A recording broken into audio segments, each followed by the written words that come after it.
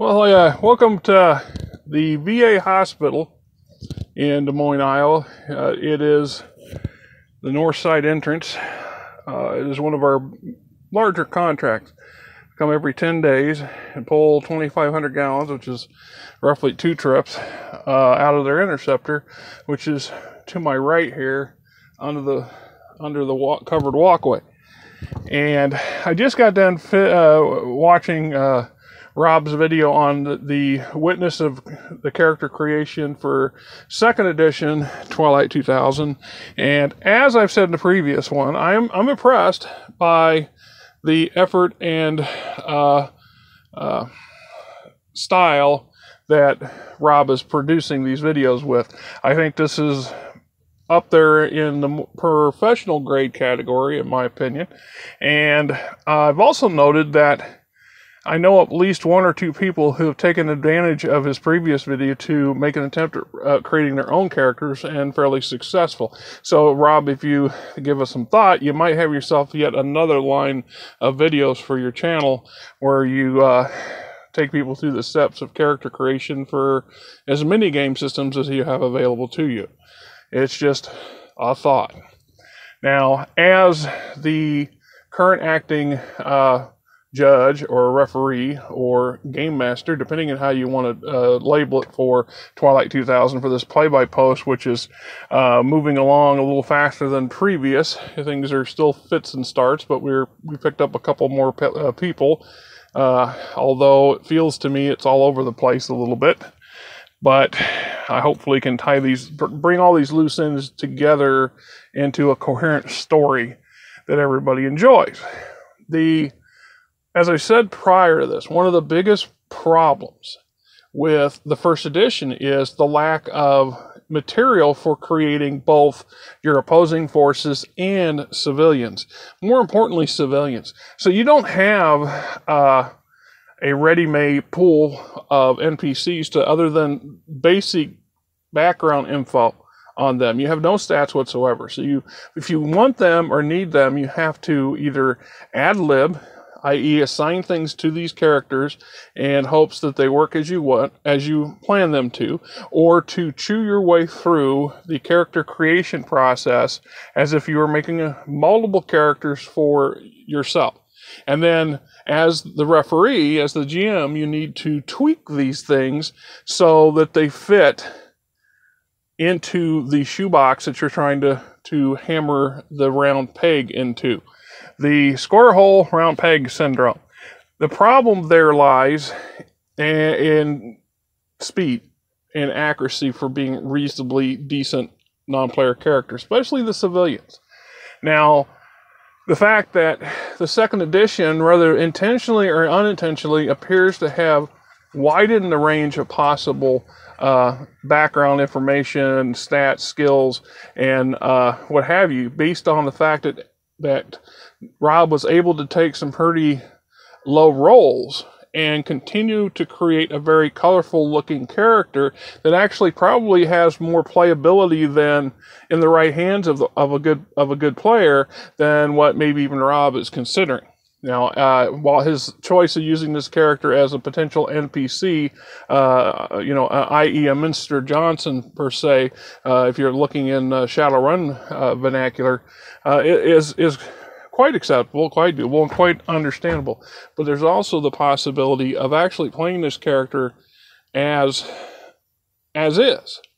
And that alternate views of the same thing. He envisioned this character as potentially being a rock star in its youth, perhaps, a member of a boy band or something like that. When I automatically envision, especially with the disguise and some of the other extra skill sets that he picked up, made me think of an actor. Perhaps this was a child star actor or a teenage actor, and then progressed into his early 20s and following the typical actor, rock star, or whatever, entertainer path, and then they hit that hump where at a certain point they manage to make enough money that they're successful and wealthy enough that they don't need to continue on as an actor unless they truly love the profession like some do, or have a really strong calling for it, or in this case, for a while, after spending a big chunk of the younger years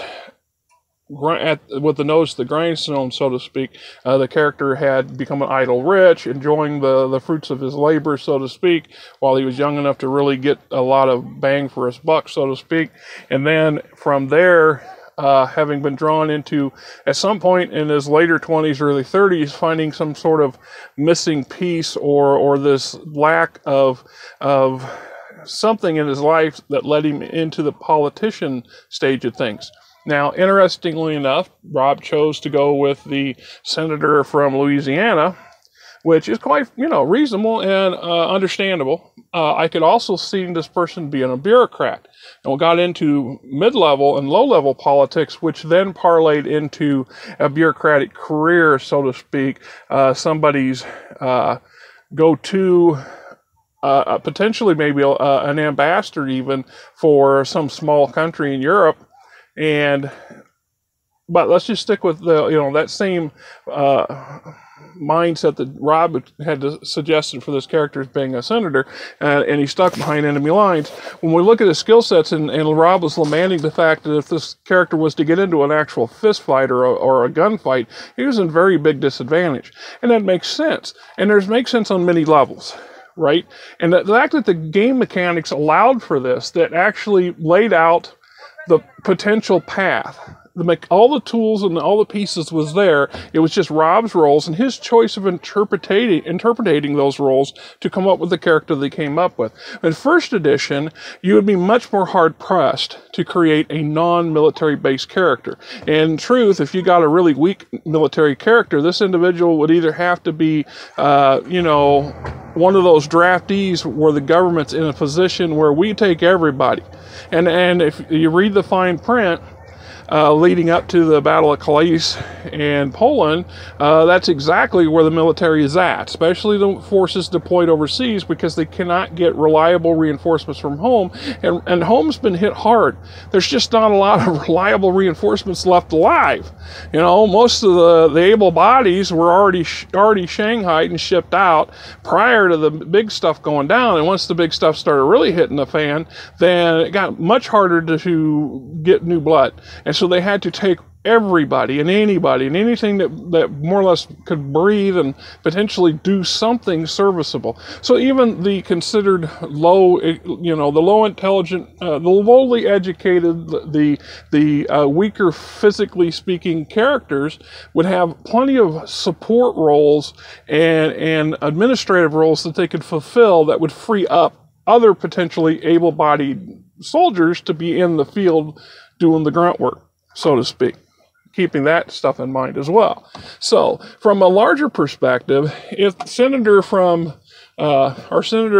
Louisiana found himself stuck behind the enemy lines, we talk about that last 4-year stint. Once the war broke out, it stipulated, if I remember what Rob said, that there was the equivalent of having one tour in combat or in service, regardless if you were. This is what allowed his character to basically cash in and get at least some starting cash. But this also implies that, the person has been in a very stressful situation since, for a minute. He didn't just get off a plane yesterday. He's been stuck in Europe for a couple of years now and manipulating his way through the system as best he can, and still trying to do the right thing by the United States and by the American soldiers that are fighting on the ground. So, and I'm flipping back and forth here. I'm aware of that. So I also go back, which in that case justifies why he had some time in service. He's probably been shot at or been in situations that were considered hairy.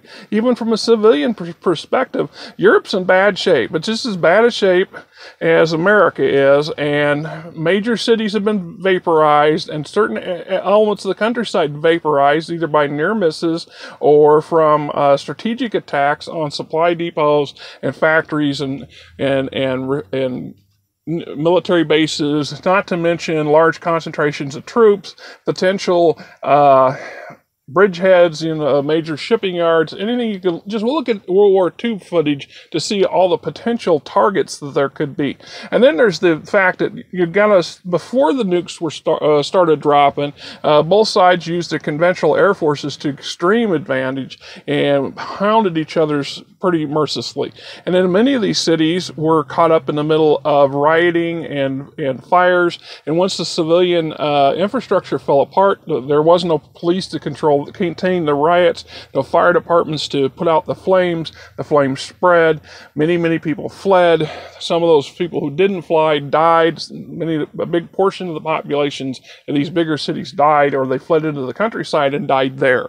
And this unraveling of civilization is continuing. That's part of the underlying story of the Twilight 2000 saga, if you go from that angle. So this senator from Louisiana finds himself in an untenable situation. Now, as a young rock star, he would have had an entourage, he would have had bodyguards. He had no need to have large numbers of large amounts of martial arts skills or combat related material. It wasn't his thing. That's not his gig. He had big goons for that purpose.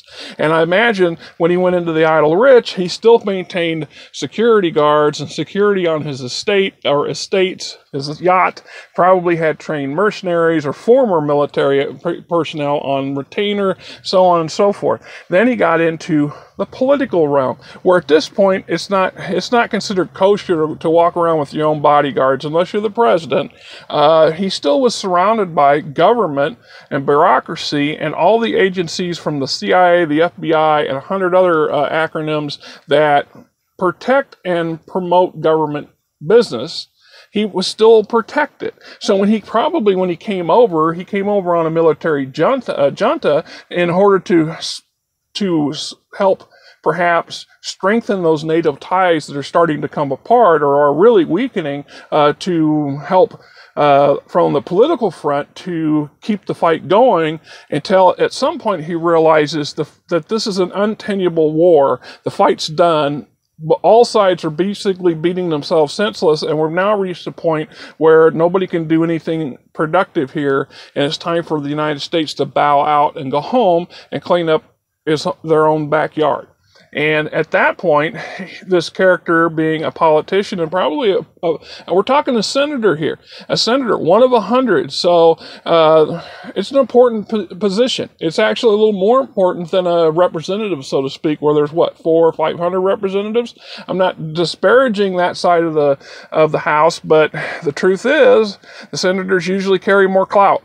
I'm just saying, especially overseas. So all these contacts would have been one of the reasons his fellow senators back home probably would have picked him, because he had the financial means to present himself in a certain way. There's a reason why Joe Q. Plumber doesn't usually get picked to be an ambassador to foreign countries, especially important foreign countries. They usually pick people of means, people who have the money to, because obviously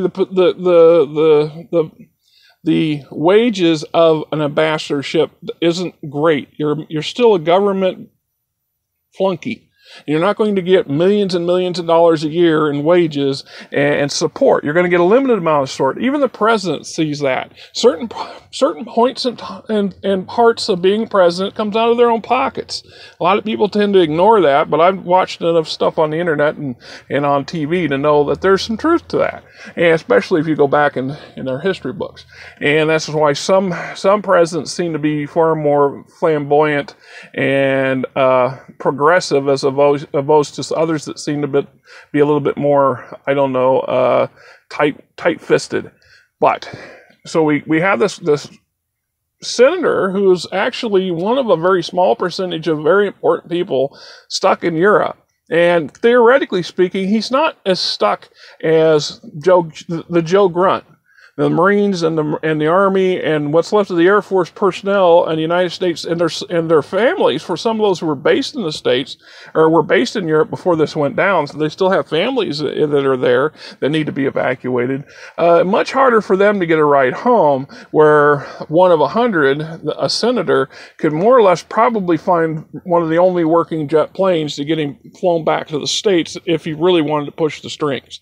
More importantly, he's probably in part of the, if you go from a storyline perspective, I could see this character having played an important role in first getting this coalition together, encouraging the people back, the people in charge of the military government back home to understand that we've reached a horrific victory. There's no way we can finish this war and be successful without losing everything, and there's nothing to continue fighting for. So at this point, we're fighting for ourselves and our fighting men, and to get them home intact as possible. And Rob's not wrong. That would look good for this character as he got back, showing at the head of the U.S. forces he helped bring home, and strengthen his position, politically speaking, in a very messy, sloppy, near Civil War situation that's going on in the States at the moment. Now, he, as the character, may or may not be totally aware of just how bad that situation's turned, but he has to be aware that now, because even the grunt soldiers know that there's a civilian government and a military government in charge back home, and they're not cooperating. So there's a lot of possibility there. Now, it's a matter of what level of play does the GM and the players want to be in, because this guy could be a very important troubleshooter, and the fighting arm that's around him, his militarily assigned bodyguard unit, could very well be cutting edge, potentially some of the better, ex-SEAL or SEAL teams or Rangers or Delta Force or what have you, because their job is to keep this guy alive while he can do and help make sure he gets to what he needs to do and travel to some pretty dangerous locations to meet with some very iffy people at the moment, to try to get together enough support amongst our so-called NATO allies and what's left of them so the United States can withdraw and not do it in such a manner that it looks like it's a retreat. It's a lot of potential there, in my opinion. Now, from the GM perspective, flipping back around to the first part of this video, as I've tried to come up with non-player characters for my player characters to interact with, aside from the ones that are in the book, it's been a bit of a challenge because, like I said, I've had to kit bash. This is where I've interpreted things. I've tweaked things. I've taken what's available to me and created the best I could, some alternate personas per se. And how far they'll go, how important they are, I don't know. One of them currently is a young woman in her 20s, a graduate student who is multilingual, who was in Europe prior to the war breaking out on either on a scholarship or completing some sort of academic what have you, working on a doctorate, where she's practiced her multilingual skills for some time, and she's been captured by the Russians, who are accusing her of being a spy, and our stalwart ranger is just becoming aware of this. Meanwhile, the rest of the group is rushing forward to combat what their lieutenant assumes is a major Russian invasion, where there should be Polish troops, there's Russian troops, and he wants a piece of them, and he's not considering the bigger implications here. Meanwhile, I have yet another character who's stepped in, who's a member of a NATO nation. He's from Canada, and he's an officer, a captain, and a doctor, which puts him completely above the league of what's in the game currently. Because I don't have a position for an officer of any sort to land in the group. And having a Canadian captain just drop in, especially a doctor, into a group of sergeants and led by one nutty lieutenant, well, it just kind of bit it's a bit iffy at the moment. So he has to get there too, because the player took it upon himself to introduce his character in a way that puts him some distance from the current action. And while I could have taken creative license and altered that, or just bluntly altered it, I chose to go with it because it gives an opportunity to show a bigger picture to the group, so they're not just looking at their own little focus, that they realize that there's a much bigger problem going on here. So this is me trying to take a colorful character and a group of just different players and work them together into something that'll function well. And it's still yet to be seen. Technically, we're only on our 4th combat round, which is 24 seconds into the of real world time, and we've taken 2 or 3 weeks to get there, which is fine. I mean, it's fine. We're about to see some shooting going on and some real confusion break out, and then from there it'll be kind of a mad dash. And we'll see what happens, because this is just the initial gambit. How long this will run, I don't know. We can run it through this campaign. If everybody's happy, we keep going forward. If we conclude this breakout situation and it's successful, and everybody decides, well, that's enough, and we want to jump ship and have Rob run a 2nd edition, we could very well do that. Or if everybody's conducive to it, the potential for Rob running a 2nd edition campaign at the same time I'm running the 1st edition from 2 different perspectives is also plausible. So, as always, we like to know everybody's opinions and comments on this sort of stuff. I will put Rob's link to Rob's video in my comments as soon as I remember to do so, and get this stuff loaded up, because I think it's good stuff. It's good, and it's interesting things to share. It's also something on the video channel that's more or less all we're doing these days. So, this is the Fat Man, Rick Hilliard, from the VA hospital in Des Moines, Iowa, in a very drizzly, dreary Sunday. Tomorrow is going to be even worse, I'm told. Monday and Tuesday going to be pretty rainy, pretty heavy rains from what I understand, and pretty busy for me until Sunday afternoon, I think. So we shall see. Till next time, my friends, game on.